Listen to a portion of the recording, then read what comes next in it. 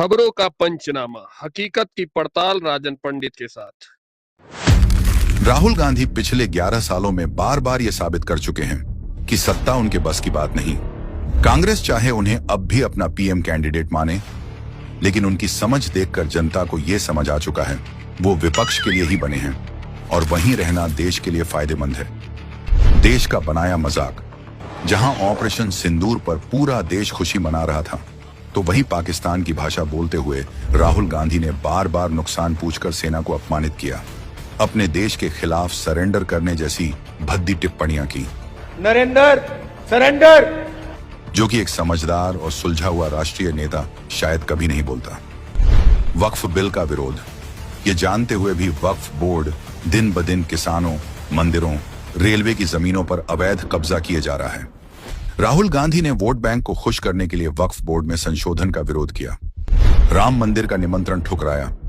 राहुल गांधी खुद को हिंदू और जनेऊधारी ब्राह्मण बताते हैं, लेकिन जब सदियों के इंतजार के बाद प्रभु श्री राम के भव्य मंदिर के प्राण प्रतिष्ठा का निमंत्रण उन्हें भेजा गया, तो उन्होंने न सिर्फ न्योते को ठुकराया, बल्कि कई मौकों पर इस पवित्र आयोजन का मजाक भी बनाया।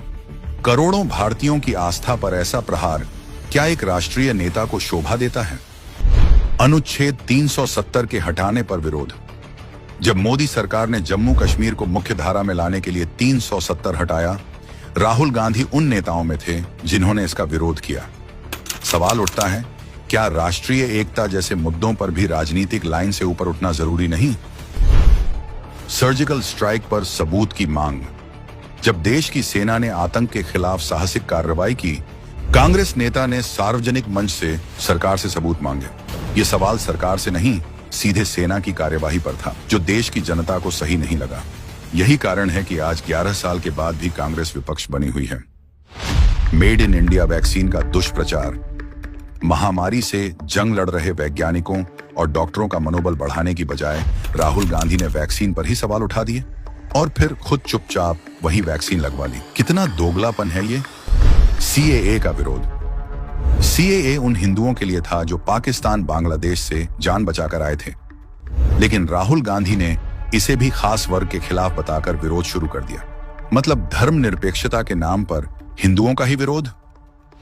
महत्वपूर्ण बिलों पर संसद से वॉकआउट। जब जब संसद में बड़े फैसले लिए गए, कांग्रेस ने या तो बहस से दूरी बनाई या वॉकआउट किया।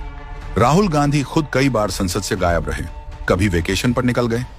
क्या एक जिम्मेदार विपक्षी नेता का काम संसद में भाग लेना नहीं, विदेश जाकर देश की बुराई? लंदन, अमेरिका, हर मंच पर राहुल गांधी भारत की छवि खराब करने में लगे रहते हैं। लोकतंत्र को खतरे में बताते हैं, लेकिन सवाल पूछो तो माइक बंद करवा देते हैं। राफेल पर झूठ फैलाया। राफेल डील को लेकर उन्होंने बार बार आरोप लगाए, लेकिन सुप्रीम कोर्ट से लेकर कैग तक किसी भी स्तर पर कोई भ्रष्टाचार नहीं मिला। एक झूठा नैरेटिव बनाकर सेना और सरकार दोनों की साख पर सवाल उठाना क्या राजनीति से ज्यादा गंभीर नहीं? आत्मनिर्भर भारत से चिढ़। राहुल गांधी और उनकी पार्टी ने हमेशा मेड इन इंडिया को पीआर स्टंट कहकर उसका मजाक उड़ाया। हिंदुस्तान में आप made in India, made in India, made in India की बात करते रहते हो।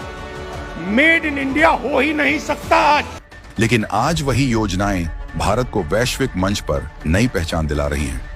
इसलिए देश हित में, लोकतंत्र के संतुलन के लिए और हमारी मेंटल हेल्थ के लिए राहुल गांधी को वहीं रहने दो जहां वो सबसे बेहतर लगते हैं। सरकार में ना सही, लेकिन विपक्ष में राहुल जी हमेशा चमकते रहेंगे, क्योंकि जैसे नमक हर खाने में जरूरी है, वैसे ही राहुल का विपक्ष में होना जरूरी है, बस स्वाद बिगाड़ने के लिए।